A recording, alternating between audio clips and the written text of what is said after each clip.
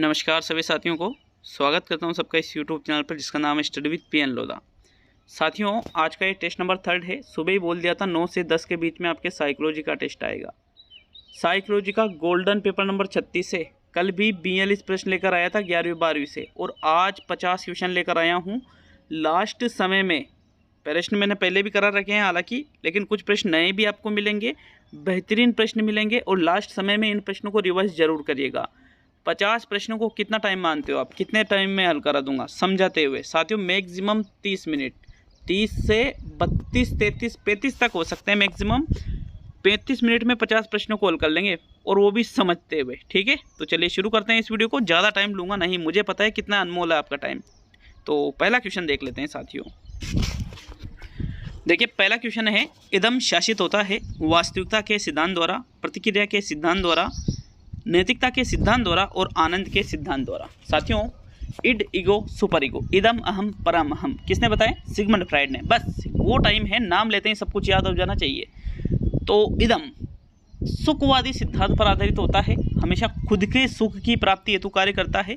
तो वास्तविकता पर तो अहम होता है, नैतिकता पर परम अहम होता है, और आनंद के सिद्धांत द्वारा इड शासित होता है। साथियों, तो फिर कौन सा विकल्प सही है? विकल्प नंबर आपका 4 इसमें सही आंसर रहेगा। ठीक है, प्रश्न संख्या 1 में चौथा विकल्प सही है साथियों। नेक्स्ट आगे बढ़ेंगे प्रश्न नंबर 2 पर। तो दूसरा क्वेश्चन, रक्षा तंत्र है व्यक्ति के व्यवहार का अध्ययन का दृष्टिकोण, व्यक्ति के व्यक्तित्व को निर्धारित करने का तरीका, व्यक्ति के लक्षण निर्धारित करता है, और वास्तविकता को विकृत करके चिंता को कम करता है। तो देखो, रक्षा तंत्र मतलब होता है समायोजन। तो साथियों, समायोजन कब करते हैं हम? जब हमारे सामने कोई समस्या आती है तो हम उससे दूर भागने का प्रयास करते हैं समायोजन करने के लिए, या फिर कोई ऐसा तार्किक चीज़ें या तार्किक कारण देते हैं, या कल्पना कर देते हैं, दबा देते हैं, इत्यादि कुछ भी हो सकता है। तो रक्षात्मक यांत्रिकता में वास्तविकता को विकृत करके चिंता कम की जाती है। विकल्प नंबर आपका जो 4 है साथियों, यही आपका सही आंसर है प्रश्न नंबर 2 में। नेक्स्ट आगे बढ़ेंगे प्रश्न संख्या 3 पर। तीसरा क्वेश्चन आपके पूछा जा रहा है यहाँ पर। प्रश्न संख्या 3 में क्या पूछ रहा है ये देखिएगा। प्रश्न संख्या 3 को, रोर्शा का प्रक्षेपी परीक्षण किसके मापन हेतु अभिकल्पित है? अचेतन प्रयोजन, स्वप्न, संचेत अभिलाषा, और इनमें से सभी।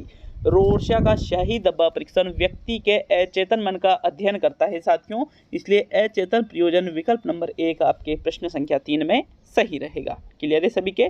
स्वप्न का अध्ययन रोर्शा का परीक्षण नहीं करता है। तो विकल्प 1 ही सही है प्रश्न संख्या 3 में। कौन सा? प्रथम विकल्प। चलिए आगे बढ़ेंगे साथियों प्रश्न संख्या 4 पर। यहाँ प्रथम विकल्प है, कोई डाउट नहीं होना चाहिए। तो चलिए प्रश्न संख्या 4 को देखेंगे। निम्न में से कौन सा जन्मजात प्रेरक का उदाहरण है? पुरस्कार, अभिवृत्ति, दंड और विश्राम। तो बताओ भाई, कौन सा यहाँ पर जन्मजात प्रेरक के अंतर्गत आता है? साथियों, पुरस्कार बाह्य होता है, दूसरों के द्वारा प्रदान किया जाता है, जन्मजात नहीं होता है।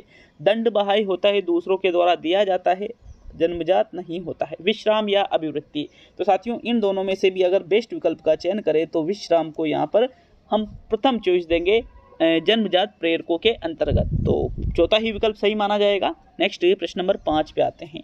तो साथियों प्रश्न संख्या 5 को देख लेते हैं। प्रश्न नंबर 5, मनोविश्लेषण चिकित्सा का आधार लक्ष्य है? मनोरोगियों की पहचान करना, दमित अचेतन सामग्री को चेतन स्तर तक लाना, व्यक्तित्व के इदम के महत्व को बताना, और इनमें से कोई भी नहीं। तो देखो, मनोविश्लेषणात्मक जो चिकित्सा की जाती है इसका आधार लक्ष्य क्या होता है साथियों? तो कोई नहीं को तो हम हटा देंगे। इदम का महत्व बताता है, ऐसा भी नहीं है। दमित अचेतन सामग्री को चेतन स्तर तक लाना या मनोरोगियों की पहचान करना, दोनों में से एक विकल्प सही है। तो फिर बताओ भाई, यहाँ पर 5वें प्रश्न में कौन सा विकल्प आपका सही रहेगा? तो साथियों प्रश्न संख्या 5 का जो राइट आंसर है, मनोविश्लेषण चिकित्सा का आधार लक्ष्य होता है दमित अचेतन सामग्री को चेतन स्तर तक लाना। मतलब जो चीज़ें हमने हमारे अचेतन मन में दमित कर रखी है उनको चेतन स्तर तक लाने के लिए ही मनोविश्लेषणात्मक चिकित्सा अपनाई जाती है। तो विकल्प नंबर आपका 2 सही है प्रश्न नंबर 5 में। नेक्स्ट आगे बढ़ेंगे साथियों प्रश्न संख्या 6 पर। छठा क्वेश्चन है, मैं नहीं जानता हूँ कि मैंने ये क्यों किया। ठीक है, कोई व्यक्ति कहता है मैं नहीं जानता हूँ कि मैंने ये क्यों किया। तो यह कथन किसको दर्शाता है साथियों? दमन को, प्रक्षेपण को, अस्वीकरण को और युक्तिकरण को। देखिए, मैं नहीं जानता मैंने क्यों किया, मतलब कोई ऐसी चीज़ बाहर आ चुकी है अचेतन से जो अचेतन में पड़ी हुई थी वो चेतन पर आ चुकी है और हमने उस कार्य को कर दिया। तो साथियों ये क्या होता है, दमन का ये उदाहरण है साथियों। युक्तिकरण, प्रक्षेपण, यहाँ कोई बहाना नहीं बनाया जा रहा है, यहाँ कोई तार्किक कारण नहीं दिया जा रहा है, यहाँ अस्वीकार नहीं किया जा रहा है, बल्कि यहाँ पर मैं नहीं जानता मैंने क्यों किया, मतलब कर तो दिया लेकिन जानता नहीं। तो इसका मतलब क्या हुआ, वो चीज़ दमन से मतलब अचेतन से जो दमित कर रखी थी वो चेतन स्तर पर आके उस कार्य को हमने क्रियान्वित कर दिया। तो प्रथम विकल्प 101% सही रहेगा आरबीएससी की बुक में। साथियों पूर्णतः दमन के जो समायोजन की युक्तियां हैं उसमें दमन वाले जो एक युक्ति है उसके अंतर्गत बिल्कुल साफ तौर पे लिखा हुआ है साथियों, देख सकते हो। तो चलिए आगे बढ़ेंगे प्रश्न नंबर 7 पर। सृजनात्मकता व बुद्धि में संबंध है, शून्य संबंध है, ऋणात्मक संबंध है, धनात्मक संबंध है और इनमें से सभी। तो देखो सृजनात्मकता और बुद्धि कहीं ना कहीं दोनों में ऋणात्मक या शून्य संबंध न होकर धनात्मक संबंध पाया जाता है साथियों। मतलब देखो भाई बुद्धि का संबंध सृजनात्मकता से, ऐसा नहीं है कि एक जो मंद बुद्धि बालक है वो सृजनात्मक हो सकता है, ऐसा नहीं होता है साथियों। सृजनात्मकता के लिए बुद्धि का होना भी आवश्यक है, दोनों में धनात्मक संबंध माना जाता है। ठीक, विकल्प नंबर आपका 3 सही है प्रश्न नंबर 7 में। नेक्स्ट आगे बढ़ेंगे प्रश्न नंबर 8 पर। तो 8वां क्वेश्चन है, चिकित्सक के द्वारा जांच तथा किसी भी बीमारी के लक्षण न होने के आश्वासन के बाद भी महत्वहीन लक्षणों को व्यक्ति द्वारा गंभीर बीमारी समझा जाना कहलाता है।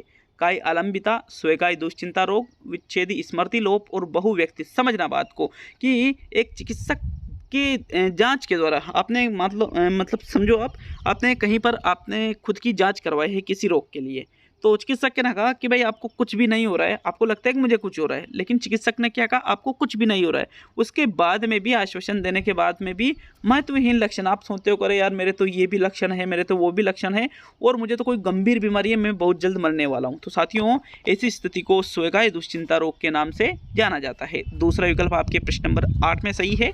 नेक्स्ट प्रश्न संख्या 9 को देखेंगे। व्यक्ति भालू या शेर को देखता है, भाग जाता है, इसलिए डर जाता है। यह कथन निम्न में से किस सिद्धांत की ओर इशारा कर रहा है? कैनन बार्ड सिद्धांत, जेम्स लेंगे सिद्धांत, स्केक्टर सिंगर सिद्धांत, संज्ञानात्मक मूल्यांकन सिद्धांत। साथियों यहाँ पर चारों ही सिद्धांत संवेगों से संबंधित है, लेकिन व्यक्ति भालू या शेर को देख रहा है और भाग जाता है डर की मारी। तो साथियों ये है जेम्स लेंगे सिद्धांत। दूसरा विकल्प आपके प्रश्न नंबर 9 में सही है। उदाहरण को विशेष तौर पे याद रखना, डायरेक्टली प्रश्न पूछा जा सकता है ये वाला, ठीक है, एग्जाम में। तो लास्ट टाइम है, बिल्कुल जो गोल्डन चीज़ें हैं वही आपके लिए लेकर आ रहा हूँ, जिनका रिवीजन 100% करना जरूरी है साथियों। 100% रिवीजन करना उनका जरूरी है, जो एग्जाम के लिए अति महत्वपूर्ण चीज़ें हैं, तो वही आप पढ़ रहे हो वर्तमान में। नेक्स्ट प्रश्न नंबर 10 पे आते हैं। संवेगों के मुख्यतः आधार हैं, शारीरिक आधार होते हैं, संज्ञानात्मक आधार होते हैं, सांस्कृतिक आधार होते हैं और इनमें से सभी। तो देखो संवेगों के आधारों में शारीरिक आधार भी माने जाते हैं, संज्ञानात्मक आधार भी माने जाते हैं, सांस्कृतिक आधार भी माने जाते हैं। मतलब उपयुक्त सभी वाला जो चौथा विकल्प है 10वें क्वेश्चन में, ये आपका आंसर होगा साथियों। तो चलिए आगे बढ़ेंगे प्रश्न नंबर 11 पर। 11वां क्वेश्चन, सीता बहुत प्रयास बाद भी परीक्षा में सफल न हो तो उसमें यहाँ रिक्त स्थान है जिसकी पूर्ति विकल्पों से करनी है। संवेग उत्पन्न हो सकता है, जबकि राहुल प्रथम प्रयास में ही सफल हो जाए तो उसमें रिक्त स्थान उत्पन्न होने की संभावना है। प्रफुल्लित दुखी, दुख प्रफुल्लित, आशावादिता निराशावादिता, निराशावादी आशावादी। तो साथियों देखो सीता एक लड़की का नाम है, बहुत प्रयास किया उसने, लेकिन परीक्षा में क्या हुई, वो सफल नहीं हुई। तो सफल नहीं हुई तो प्रफुल्लित या आशावादी तो होगी नहीं, दुख और निराशावादी हो सकती है, ठीक है। दुख होगा, निराशा उसके मन में आएगी, दोनों सही है। जबकि राहुल प्रथम प्रयास में ही सफल हो गया तो उसको क्या होगा, खुशी होगी। दुखी या फिर निराशावादी होगा नहीं, बल्कि उसको प्रफुल्लित या आशावादी था। तो यहाँ पर मतलब दूसरा विकल्प भी सही है और चौथा विकल्प भी सही है प्रश्न संख्या 11 में। तो चलिए आगे बढ़ेंगे प्रश्न नंबर 12 पर। 12वां क्वेश्चन देख लेते हैं साथियों।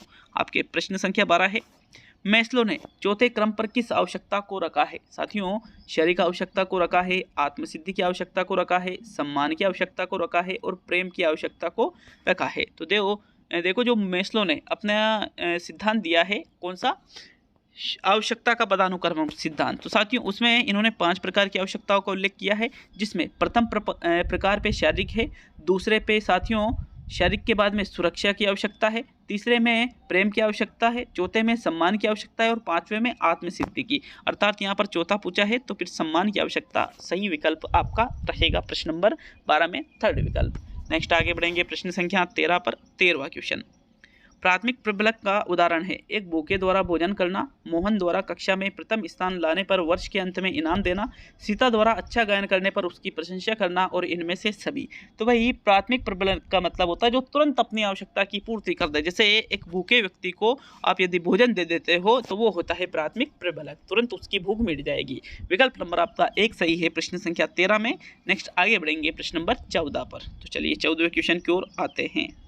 प्रेक्षणात्मक अधिगम को अन्य किस नाम से जाना जाता है? सामान्यीकरण अधिगम, विभेदन अधिगम, उद्दीपक सीमांत अधिगम, सामाजिक अधिगम। साथियों प्रेक्षणात्मक अधिगम का सिद्धांत बंडूरा के द्वारा दिया गया है और इसके सिद्धांत को सामाजिक अधिगम मतलब मॉडलिंग वाला जो मैंने बता रखा है ना कई बार, वही है साथियों सामाजिक अधिगम। आपका प्रश्न संख्या 14 में चौथा विकल्प सही है। नेक्स्ट प्रश्न नंबर 15 पे आते हैं। तो 15वें क्वेश्चन को देख लेते हैं। वाचिक अधिगम किया जाता है शाब्दिक रूप से, सांकेतिक रूप से, आकृतिक रूप से और क्रियात्मक रूप से। तो साथियों वाचिक अधिगम का मतलब होता है जो बोलकर के अधिगम किया गया हो। तो साथियों ऐसे अधिगम को आकृतिक, क्रियात्मक या सांकेतिक अधिगम नहीं कहेंगे, बल्कि इसको हम शाब्दिक अधिगम के नाम से जानेंगे। विकल्प नंबर आपका 1 सही है प्रश्न नंबर 15 में। नेक्स्ट आगे बढ़ेंगे प्रश्न नंबर 16 पर। किसी अनुबंधित उद्दीपक के प्रति बगैर सीखी हुई अनुक्रिया कहलाती है। अनुबंधित उद्दीपक, अनुबंधित अनुक्रिया, अनुबंधित उद्दीपक, अनुबंधित अनुक्रिया। तो उद्दीपक के प्रति अनुबंधित उद्दीपक के प्रति बगैर सीखी हुई अनुक्रिया, तो अनुक्रिया को अनुक्रिया ही तो कहेंगे, तो उद्दीपक को तो हम हटा देते हैं। अब अनुबंधित उद्दीपक का मतलब होता है जो उद्दीपक अनुबंधित नहीं है, मतलब जो भोजन है स्वाभाविक है, अनुबंधित है, तो साथियों उसके प्रति जो क्रिया हम सीखते हैं उसको अनुबंधित अनुक्रिया के नाम से ही जाना जाएगा। अगर यूं होता अनुबंधित उद्दीपक के प्रति सीखी हुई क्रिया, तो अनुबंधित अनुक्रिया उसको हम कह देते। सेकंड विकल्प आपके प्रश्न नंबर 16 में सही है। नेक्स्ट प्रश्न नंबर 17 पे आते हैं। अनुक्रियाओं की एक श्रृंखला को उनकी प्रस्तुति के सुनिश्चित क्रम में सीखना कहलाता है। वाचिक अधिगम, शाब्दिक अधिगम, कर्मिक अधिगम और इनमें से सभी। तो एक श्रृंखला में जब हम किसी चीज को सीखते हैं तो साथियों वाचिक तो बोल करके किया जाता है, वाचिक शाब्दिक दोनों एक ही होते हैं, मतलब यहाँ पर कर्मिक अधिगम आपका सही आंसर है प्रश्न संख्या 17 में। क्योंकि कर्मिक एक निश्चित क्रम में, एक निश्चित श्रृंखला में उनको प्रस्तुति के क्रम में हम सीखते हैं, तो वही कर्मिक अधिगम या श्रृंखलागत अधिगम कहलाता है साथियों। विकल्प 3 सही है 17वें प्रश्न में। नेक्स्ट प्रश्न नंबर 18। प्राचीन अनुबंधन में एक समाप्त हुई अनुबंधित अनुक्रिया का एक विश्राम अवधि के बाद पुनः प्रकटीकरण कहलाता है। विकल्प 1 है विभेदन, दूसरा है सामान्यीकरण, तीसरा है विलोपन और चौथा है स्वतः पुनः प्राप्ति। तो देखो प्राचीन अनुबंधन में जब एक समाप्त हुई अनुबंधित अनुक्रिया मतलब अनुबंधन का विलोपन हो चुका है, एक विश्राम अवधि मतलब कुछ समय बाद वो पुनः प्रकटीकरण, पुनः वो अनुबंधित अनुक्रिया हुई है, तो फिर हम उसको क्या कहेंगे? स्वतः पुनः प्राप्ति। चौथा विकल्प आपके प्रश्न नंबर 18 में सही है साथियों। नेक्स्ट प्रश्न नंबर 19। पियाजे के अनुसार वह कौन सी अवस्था है जिसमें नवजात शिशु शारीरिक और पेशीय क्रियाओं के साथ संवेदी अनुभवों का संयोजन कर संसार की एक समझ विकसित करता है? संवेदी प्रेरक अवस्था, पूर्व संक्रिय अवस्था, मूर्त संक्रिय अवस्था और औपचारिक संक्रियात्मक अवस्था। बताइए 19वें क्वेश्चन में आपके कौन सा विकल्प सही रहेगा? तो साथियों प्रश्न नंबर 19 में जो सही आंसर है, देखिए पियाजे ने अपने संज्ञानात्मक विकास सिद्धांत में क्या बताया है कि शिशु की बात की जा रही है, वो भी नवजात मतलब बिल्कुल जिसका जन्म अभी अभी हुआ है। तो साथियों अभी अभी हुआ है, पेशीय क्रियाओं के साथ संवेदी अनुभवों का संयोजन कर संसार की समझ विकसित करता रहता है, तो वो है संवेदी प्रेरक अवस्था की विशेषता। प्रथम विकल्प आपके 19वें प्रश्न में सही है। नेक्स्ट आगे बढ़ेंगे प्रश्न संख्या 20 की ओर। तो चलिए 20वें क्वेश्चन को देख लेते हैं। ये देखिए, एक अनुक्रिया का अनुसरण करती घटना जो अनुक्रिया के घटित होने की प्रवृत्ति को शक्ति दे को कहा जाता है? तर्कना, प्रबलन, विश्वसनीयता और समाकृति। देखिए अनुक्रिया का अनुसरण करने वाली घटना जो अनुक्रिया को क्या दे रही है? अनुक्रिया के घटित होने की प्रवृत्ति को शक्ति दे रही है, मतलब अनुक्रिया को बढ़ा रही है, तो उसको हम प्रबलन कहेंगे साथियों। विकल्प नंबर आपका 2 सही रहेगा प्रश्न नंबर 20 में। नेक्स्ट प्रश्न नंबर 21 पे आते हैं। तो चलिए 21वें क्वेश्चन को देख लेते हैं। आपके प्रश्न संख्या 21 है, किस अवस्था में आक्रामकता व धारणात्मक व्यक्तित्व विकसित होता है? मुखावस्था, गुदावस्था, लैंगिक अवस्था, अव्यक्त अवस्था। तो साथियों अव्यक्त अवस्था में तो जो काम वासना है वो सुप्त हो जाती है। मुखावस्था में ऐसा नहीं होता है, लैंगिक में नहीं, बल्कि जो गुदा अवस्था होता है साथियों, जो मनोलैंगिक विकास की सेकंड अवस्था है, दूसरी अवस्था है गुदा अवस्था, उसको ही आक्रामक और धारणात्मक विकास की अवस्था भी कहते हैं। तो सेकंड विकल्प आपके 21वें प्रश्न में सही है।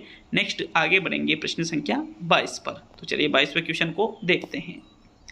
समीप, एक सेकंड रुकना, थोड़ा सा देख लेते हैं इसको। तो प्रश्न नंबर 22 है, समीप दूराभिमुख सिद्धांत के अनुसार विकास बाहर से केंद्र की ओर होता है, सिर से पैर की ओर होता है, केंद्र से बाहर की ओर होता है, पैर से सिर की ओर होता है। साथियों, जो समीप दूराभिमुख मतलब समीप से दूर की ओर, तो साथियों ऐसा विकास का सिद्धांत जो है वो क्या कहता है, विकास केंद्र से बाहर की ओर होता है। तो विकल्प नंबर आपका जो 3 है प्रश्न नंबर 22 में, यही सही आंसर रहेगा साथियों। नेक्स्ट आगे बढ़ेंगे प्रश्न नंबर 23 की ओर। तो चलिए 23वें क्वेश्चन को देखते हैं। जीन पियाजे के अनुसार वह अवस्था जिसमें बच्चे संसार को शब्दों, प्रतिमाओं और रेखांकन से प्रस्तुत करते हैं किंतु तार्किक रूप से संक्रिया नहीं कर पाते हैं, कौन सी अवस्था है? पूर्व संक्रियात्मक अवस्था, संवेदी प्रेरक अवस्था, मूर्त संक्रियात्मक अवस्था, औपचारिक संक्रियात्मक अवस्था। तो भाई 2 विकल्प को तो हम हटा ही देते हैं। संवेदी में शब्द, प्रतिमा, रेखांकन नहीं होता है संवेदी में, औपचारिक में तार्किक आ जाता है, तो दूसरा चौथा तो गलत है। अब पहला या तीसरा, तो साथियों तर्क देना यहाँ पर मूर्त संक्रियात्मक में आ जाता है, पूर्व संक्रियात्मक में नहीं आता है। प्रथम विकल्प आपके प्रश्न संख्या 23 में जो 2 से 7 वर्ष की अवस्था होती है, पूर्व संक्रियात्मक अवस्था, वो ही ये विशेषता बता रखी है। तो प्रथम विकल्प आपके प्रश्न नंबर 23 में सही है। नेक्स्ट प्रश्न नंबर 24 को देखेंगे। तो आपके 24वां क्वेश्चन, ऐसा अधिगम जिसमें ऐच्छिक अनुक्रिया उनके परिणामों द्वारा नियंत्रित रहती है, कौन सा सिद्धांत है? प्राचीन अनुबंधन का सिद्धांत है, क्रिया प्रसूत अनुबंधन का सिद्धांत है, गेस्टाल्ट वाद का सिद्धांत है, प्रयास व त्रुटि का सिद्धांत है। तो साथियों ऐसा अनुबंधन, ऐसा अधिगम जिसमें ऐच्छिक अनुक्रिया मतलब जो हमारी इच्छा से हम अनुक्रिया करते हैं, उसके जो वो अनुक्रिया किसके आधार पर नियंत्रित रहती है? उसके परिणामों पर। मतलब अगर परिणाम अच्छा मिला तो हमारी ऐच्छिक अनुक्रिया होगी, नहीं तो नहीं होगी। तो ऐसा क्रिया प्रसूत अनुबंधन के सिद्धांत में होता है। सेकंड विकल्प आपके 24वें प्रश्न में सही है, क्योंकि इसमें अगर इनाम सही मिलेगा, क्रिया पहले की जाती है, इनाम सही मिलेगा तो दोबारा हम क्रिया करेंगे, इनाम सही नहीं मिलेगा तो परिणाम के द्वारा ही तो नियंत्रित हुई, तो हम क्रिया नहीं करेंगे साथियों। इसलिए ओनली सेकंड विकल्प ही 24वें में सही है। नेक्स्ट प्रश्न नंबर 25, निम्न में से कौन सा निहितार्थ पियाजे के संज्ञानात्मक विकास के सिद्धांत में नहीं निकाला जा सकता है? बच्चों की अधिगमनात्मक प्रथा के प्रति संवेदनशीलता, व्यक्तिगत भेदों की स्वीकृति, खोजपूर्ण अधिगम, शाब्दिक शिक्षण की आवश्यकता। तो जीन पियाजे देखो खोजपूर्ण अधिगम के बारे में बताता है, बालक खोजपूर्ण अधिगम भी करता है, व्यक्तिगत भेदों की स्वीकृति होती है, अधिगमनात्मक तत्परता के प्रति संवेदनशीलता बालक में पाई जाती है, लेकिन शाब्दिक शिक्षण की आवश्यकता जैसी कोई चीज़ इन्होंने नहीं बताई है। तो फिर आपका जो चौथा विकल्प है ये ही गलत आंसर है साथियों, ये संज्ञानात्मक विकास के सिद्धांत से नहीं निकाला जा सकता, अतः यहाँ चौथा विकल्प आपका इस क्वेश्चन में सही रहेगा। नेक्स्ट आगे बढ़ेंगे प्रश्न नंबर 26 पर। तो 26वां क्वेश्चन, एरिक्सन के सिद्धांत की वह कौन सी अवस्था है जिसमें किशोर इस तरह के द्वंद्वों का सामना करते हैं कि वह कौन है, वे क्या है और जीवन में वह कहाँ जा रहे हैं? विश्वास बनाम अविश्वास, उपक्रम बनाम गलानी, पहचान बनाम भूमिका संभ्रम और संपूर्णता बनाम निराशा। तो बताओ भाई एरिक्सन के मनोसामाजिक सिद्धांत के अनुसार कौन सा विकल्प आपका इसमें सही रहेगा? 26वें क्वेश्चन का जो राइट आंसर है, देखो विश्वास बनाम अविश्वास तो होगा नहीं, 0 से 1 वर्ष है ये, तो कि उसके माइंड में आती बातें कौन सी है, कौन है वो, क्या है, जीवन में क्या कहाँ जा रहा है। तो साथियों ऐसा किशोर अवस्था में होता है, और किशोर अवस्था की इन्होंने अवस्था बताई पहचान बनाम भूमिका संभ्रम। विकल्प नंबर आपका 3 सही है प्रश्न नंबर 26 में। नेक्स्ट आगे बढ़ेंगे प्रश्न नंबर 27 पर। तो चलिए 27वें क्वेश्चन की ओर बढ़ते हैं। मानसिक संरचनाएं जो चिंतन के निर्माण प्रखंड है, जीन पियाजे ने इसके लिए किस शब्द का प्रयोग किया है? समावेशन, आत्मसातकरण, स्थानीकरण और स्कीमा। तो देखो मानसिक संरचनाओं की बात आते ही आपका स्कीमा वाला विकल्प आप सही कर सकते हो। विकल्प नंबर यहाँ पर 4 भी सही है। मानसिक संरचनाएं जो चिंतन के निर्माण प्रखंड है उनको जीन पियाजे ने स्कीमा नाम दिया है साथियों, मतलब ज्ञान की संरचनात्मक इकाई भी इसको कहते हैं। तो विकल्प नंबर आपका 4 सही है 27वें में। नेक्स्ट प्रश्न नंबर 28, ऐसा चिंतन जो समस्या के एक सही समाधान की ओर निर्देशित होता है कहलाता है? अपसारी चिंतन, द्विपार्श्विक चिंतन, सादृश्यवादी चिंतन और अभिसारी चिंतन। तो साथियों ऐसा चिंतन जो समस्या के एक ही सही समाधान की ओर निर्देशित हो उसको हम अपसारी नहीं कहते हैं, सादृश्यवादी भी नहीं, द्विपार्श्विक भी नहीं, बल्कि उसको अभिसारी चिंतन के नाम से जाना जाता है। चौथा विकल्प आपके 28वें प्रश्न में सही है, तो चौथा ही विकल्प आपका सही रहेगा 28वें क्वेश्चन में। नेक्स्ट आगे बढ़ेंगे प्रश्न नंबर 29 पर। 29वां क्वेश्चन है, जीन पियाजे के अनुसार संज्ञानात्मक विकास निम्न में से किसके द्वारा समर्पित होता है? सहयोगात्मक अधिगम के द्वारा, संगत में सुयोजित परीक्षाओं का आयोजन, एक समृद्ध और विविधतापूर्ण वातावरण उपलब्ध करना और पारंपरिक पद्धतियों को सुदृढ़ करना। तो साथियों, जीन पियाजे ने अपना संज्ञानात्मक विकास के सिद्धांत में सहयोगात्मक अधिगम, संगत में सुयोजित परीक्षाओं का आयोजन, इन दोनों से भी ज़्यादा बेटर विकल्प क्या बताया है? बालक को एक समृद्ध और विविधतापूर्ण वातावरण यदि उपलब्ध आप कराते हो तो वो सबसे बेस्ट रहता है, जिसमें बालक क्रियाकार के माध्यम से सीख जाता है। थर्ड विकल्प आपके 29वें क्वेश्चन में सही है। नेक्स्ट आते हैं प्रश्न नंबर 30 पर। तो अभी 30 ही क्वेश्चन है, 20 क्वेश्चन और बच रहे हैं 20 के, ना 50 क्वेश्चन टोटल लेकर आया हूँ। बाल केंद्रित शिक्षा शास्त्र का अर्थ है बच्चों को नैतिक शिक्षा देना, बच्चों को शिक्षक का अनुगमन और अनुकरण करने के लिए कहना, बच्चों की अभिव्यक्ति और उनकी सक्रिय भागीदारी को महत्व देना और बच्चों को पूर्ण रूप से स्वतंत्रता देना। तो पूर्ण रूप से स्वतंत्रता देना कोई बाल केंद्रित शिक्षा शास्त्र नहीं कहलाता है, बल्कि बच्चों की जो अभिव्यक्ति है, उनकी सक्रिय भागीदारी, यदि आप उसको महत्व देते हो तो वही बाल केंद्रित शिक्षा शास्त्र कहलाएगा साथियों। विकल्प नंबर आपका 3 सही है प्रश्न नंबर 30 में। तो 30 क्वेश्चन किए हैं। तो चलिए आगे बढ़ेंगे प्रश्न नंबर 31 पर। तो साथियों, प्रश्न नंबर 31 को देख लेते हैं। आपके 31वां क्वेश्चन है, अपने परिप्रेक्ष्य व किसी दूसरे के परिप्रेक्ष्य के बीच भेद न कर पाने की अयोग्यता की ओर संकेत करती है। अहम केंद्रवाद, जीववाद, स्मृति लोप और स्वतः पुनः प्राप्ति। स्वतः पुनः प्राप्ति मैंने बताया था, अनुबंधन के विलोप के बाद में यदि वापस उस अनुबंधित अनुक्रिया का होना पाया जाता है तो वो स्वतः पुनः प्राप्ति होती है। जीववाद में प्रत्येक वस्तु को सजीव माना जाता है, लेकिन अहम केंद्रवाद जो है, इसमें खुद का जो परिप्रेक्ष्य है, दूसरा को जो परिप्रेक्ष्य है, सोचने का तरीका है, देखने का तरीका, समझने का तरीका, सीखने का तरीका जो भी है, उसमें भेद कर पाने की जो अयोग्यता, मतलब भेद नहीं कर पाते हैं, तो उसको ही हम एगोसेंट्रिज्म या अहम केंद्रवाद के नाम से जानते हैं साथियों। विकल्प 1 सही है 31वें प्रश्न में। नेक्स्ट प्रश्न संख्या 32 पे आते हैं। 32वां क्वेश्चन है, कक्षा अध्यापक ने राघव को अपनी कक्षा में अपने कीबोर्ड पर स्वयं द्वारा तैयार किया गया मधुर गीत बजाते हुए देखा। कक्षा अध्यापक ने विचार किया कि राघव में रिक्त स्थान बुद्धि उच्च स्तरीय थी, शारीरिक गतिबोधक बुद्धि, संगीतमय बुद्धि, भाषाई बुद्धि, स्थानिक बुद्धि। तो भाई वो खुद के द्वारा तैयार किया हुआ मधुर गीत बजा रहा है, तो मधुर गीत से संबंधित चीजें किस में आती है?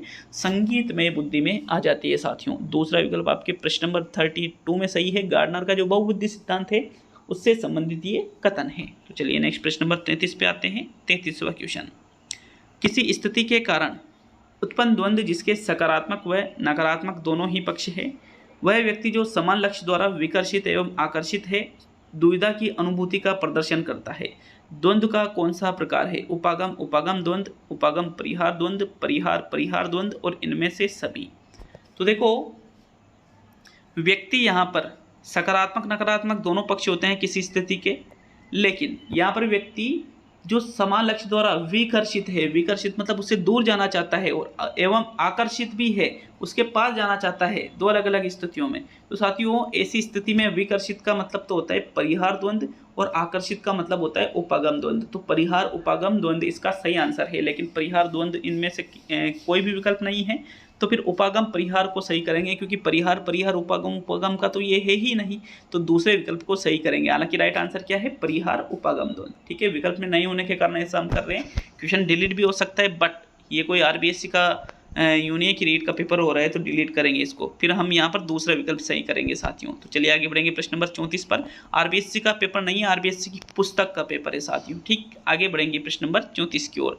एक भी प्रश्न पे डाउट हो तो कमेंट करके जरूर जाइएगा साथियों।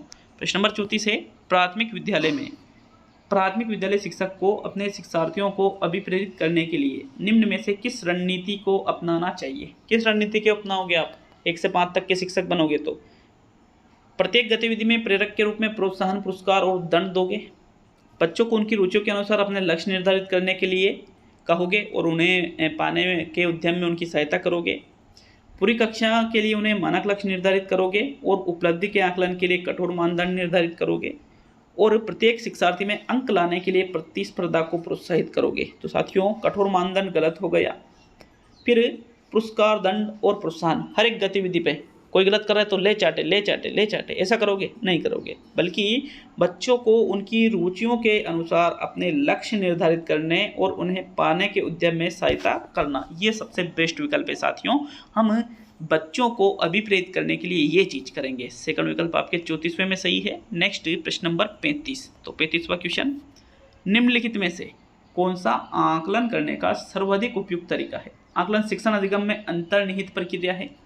आकलन एक शैक्षणिक सत्र में 2 बार करना चाहिए, शुरू में और अंत में।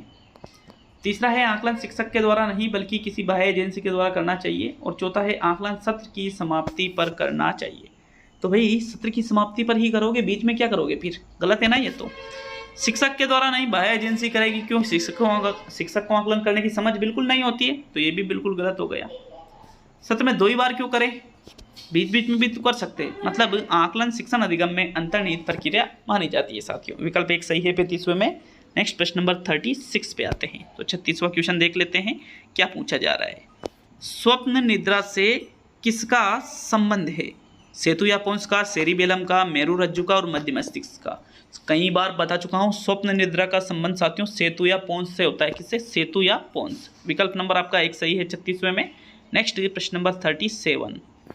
मनोव्याधिकी शब्द का अर्थ है मन का रोग, देह का रोग, मांसपेशियों का रोग और इनमें से कोई भी नहीं। तो साथियों मनोव्याधिकी मांसपेशियों का रोग नहीं होता है, ना ही देह का रोग। मनोव्याधिकी का मतलब मन के रोग से लिया जाता है। तो विकल्प नंबर आपका 1 सही है 37 में। नेक्स्ट प्रश्न नंबर 38। सकारात्मक दबाव को कहते हैं स्ट्रेस, यूस्ट्रेस, डिस्ट्रेस, व और से दोनों। तो साथियों एक होता है सकारात्मक दबाव और एक होता है नकारात्मक दबाव। नकारात्मक दबाव को डिस्ट्रेस कहते हैं, सकारात्मक दबाव को यूस्ट्रेस कहते हैं। तो विकल्प कौन सा सही है? दूसरा विकल्प आपके 38वें प्रश्न में सही रहेगा। नेक्स्ट आगे बढ़ेंगे प्रश्न नंबर 39 पर। प्रश्न संख्या 39। दबाव का प्रभाव व्यक्ति के किस पक्ष पर पड़ता है? संज्ञानात्मक पक्ष पर, संवेगात्मक पक्ष पर, व्यवहारात्मक पक्ष पर और इनमें से सभी। तो भाई दबाव का प्रभाव व्यक्ति के संज्ञानात्मक पक्ष पर भी पड़ता है, संवेगात्मक पक्ष पर भी पड़ता है, व्यवहारात्मक पक्ष पर भी पड़ता है। अर्थात उपरोक्त सभी वाला जो विकल्प है जो था यही 39वें में सही आंसर है। तो चलिए आगे बढ़ेंगे प्रश्न नंबर 40 की ओर। 40वां क्वेश्चन देखते हैं साथियों। वृद्ध व्यक्तियों के मनोविज्ञान को कहा जाता है सामान्य मनोविज्ञान, दिक् मनोविज्ञान, जरा मनोविज्ञान, नैदानिक मनोविज्ञान। तो भाई नैदानिक मनोविज्ञान दिक् या सामान्य नहीं बल्कि जो वृद्ध व्यक्ति होते हैं मतलब उम्र में अधिक, तो उनके मनोविज्ञान को हम जरा मनोविज्ञान के नाम से जानते हैं। थर्ड विकल्प आपके 40वें में सही है। नेक्स्ट प्रश्न नंबर 41। जब कुछ अजनबी व्यक्ति किसी चौराहे पर किसी दुर्घटनाग्रस्त व्यक्ति की मदद करने के लिए समूह बना ले तो यह किस प्रकार के समूह का उदाहरण है? प्राथमिक, आकस्मिक, प्रयोजनात्मक, एकांतात्मक। तो साथियों कुछ अजनबी व्यक्ति हैं किसी चौराहे पर, किसी दुर्घटनाग्रस्त, कोई किसी व्यक्ति की दुर्घटना मतलब दुर्घटना हो जाती है किसी व्यक्ति के साथ में, तो अचानक से वहाँ पर जो उपस्थित लोग एक समूह बना लेते हैं उसको हम आकस्मिक समूह के नाम से जानते हैं। सेकंड विकल्प आपके प्रश्न नंबर 41 में सही है। एक क्वेश्चन आरबीएससी की 11वीं वारी की बुक से है, बताने की जरूरत नहीं है कितना इंपॉर्टेंट है। लास्ट टाइम में इतने कम टाइम में 30 से 35 मिनट में आपको 50 क्वेश्चन, वो भी विद व्याख्या, ठीक है, विद आपको पूर्णतः व्याख्या के साथ समझाने की कोशिश करता हूं। तो साथियों वीडियो को लाइक शेयर तो कर दिया करो, आपका कुछ नहीं जाता, 1 मिनट भी नहीं जाता है। नेक्स्ट प्रश्न नंबर 42 पे आते हैं। 42वां क्वेश्चन देखेंगे साथियों। ये देखिए 42वें क्वेश्चन को, एप पल्स का संबंध किस चिकित्सा विधि से है? गेस्टाल्ट, व्यवहार, क्लाइंट केंद्रित और लोगो चिकित्सा। तो एप पल्स का संबंध, इस क्वेश्चन को जब मैंने पहले कराया था तो अच्छी तरह से बताया था कि भाई एप पल्स का संबंध किससे है? गेस्टाल्ट चिकित्सा से है साथियों। प्रथम विकल्प 42वें में सही है। नेक्स्ट प्रश्न नंबर 43 को देखेंगे। निम्न में से कौन सी व्यक्तित्व मापन की व्यवहारात्मक विश्लेषण विधि नहीं है? साक्षात्कार, स्थिति परक परीक्षण, रोर्शा परीक्षण, प्रेक्षण। देखो व्यवहारात्मक विश्लेषण विधि की बात करें तो आपके साक्षात्कार, स्थिति परक परीक्षण, प्रेक्षण तीनों ही व्यवहारात्मक विश्लेषण में आ जाती है। लेकिन रोर्शा परीक्षण किस में आती है? ये तो प्रक्षेपी परीक्षणों में आती है साथियों, जो अचेतन मन का अध्ययन करती है। विकल्प 3 सही है आपके 43वें क्वेश्चन में। नेक्स्ट प्रश्न नंबर 44 को देखेंगे। तो 44वां क्वेश्चन, ऐसे व्यक्ति जो मजबूत पेशी शरीर वाले, ऊर्जावान एवं साहसी होते हैं कहलाते हैं? गोलाकृतिक, आयताकृतिक, लंबाकृतिक और सभी। तो देखो जो व्यक्ति मजबूत होते हैं, मजबूत पेशी शरीर होते हैं, मतलब हट्टे कट्टे अपन यूँ कहते हैं ना, खिलाड़ी टाइप के, तो साथियों ऐसे व्यक्तियों को कहा जाता है आयताकृतिक। क्या कहा जाता है? आयताकृतिक कहा जाता है। आपके सेकंड विकल्प सही है साथियों प्रश्न नंबर 44 में। नेक्स्ट प्रश्न संख्या 45 को देखेंगे। सामूहिक रूप से बुद्धि परीक्षण की जरूरत सर्वप्रथम कब हुई? प्रथम विश्व युद्ध के दौरान, द्वितीय विश्व युद्ध के दौरान, दोनों और इनमें से कोई भी नहीं। तो सामूहिक रूप से बात की जा रही है, मतलब एक साथ बहुत सारे व्यक्तियों के बुद्धि का मापन करना। तो बुद्धि परीक्षण की जरूरत सामूहिक रूप से प्रथम विश्व युद्ध के दौरान हुई थी साथियों, अमेरिका में। विकल्प 1 सही है प्रश्न नंबर 45 में। नेक्स्ट, तो चलिए 46वें क्वेश्चन को देख लेते हैं। सामान्य व्यक्ति की बुद्धि लब्धि होती है 80, 90, 100, 120। कॉमन सा क्वेश्चन है, सामान्य कई बार पढ़ रखा होगा। अगर 90 से 100 देता, 100 से 110 देता, 110 से 120 देता, तो फिर वहाँ पर 90 से 100 सही करते, मतलब 100 एग्जैक्टली मानी जाती है साथियों। लगभग 100 जो IQ है वो एक सामान्य व्यक्ति की होती है। थर्ड विकल्प 46वें में सही है। नेक्स्ट प्रश्न नंबर 47 पे आते हैं। तो 47वां क्वेश्चन, खिलौने, पहनावे की वस्तुएं, घरेलू सामग्रियां, व्यवसायों एवं रंगों को विशिष्ट लिंग के साथ संबंधित करना क्या प्रदर्शित करता है? जेंडर प्रासंगिकता, विकसित जेंडर पहचान, जेंडर रूढ़िवादिता, जेंडर सिद्धांत। तो साथियों खिलौने हैं, जैसे गुड़ियाँ हैं तो लड़की, और गुड्डा जो है, गन वगैरह है, ये लड़के। घरेलू सामग्रियाँ जो है, अगर पुरुषों से संबंधित हम मानते हैं कि भाई इन सामग्रियों का संबंध पुरुषों से है, इनका महिलाओं से, बच्चों से है। व्यवसाय कि भाई ये व्यवसाय लड़के करेंगे, ये व्यवसाय लड़कियां करेंगी। रंग है कि जैसे कोई भी केसरिया रंग है तो एक वीरता का प्रतीक है, मतलब ये पुरुषों के लिए है, ठीक है। तो इस प्रकार की चीज़ें साथियों हम लिंग, विशिष्ट लिंग के साथ संबंधित करते हैं, तो ये होती है जेंडर रूढ़िवादिता, पुरानी सोच। थर्ड विकल्प आपके 47 में सही है। नेक्स्ट प्रश्न नंबर 48 पे आते हैं। 48वां क्वेश्चन, चिकित्सक के द्वारा, अरे यार ये क्वेश्चन तो डबल रिपीट हो गया। मैंने पहले बताया था चिकित्सक के द्वारा जब किसी जांच कर दी, बीमारी का लक्षण नहीं है, फिर भी कोई ऐसी बीमारी है जिसके बारे में सोचते हैं बार बार, तो साथियों वो स्वीकारी दुश्चिंता रोग। इसी टेस्ट में मैंने पहले इस क्वेश्चन को करा दिया है, ठीक है, ऊपर ही। तो नेक्स्ट प्रश्न नंबर 49वां देख लेते हैं, जो कि सेकंड लास्ट क्वेश्चन है साथियों इस वीडियो का।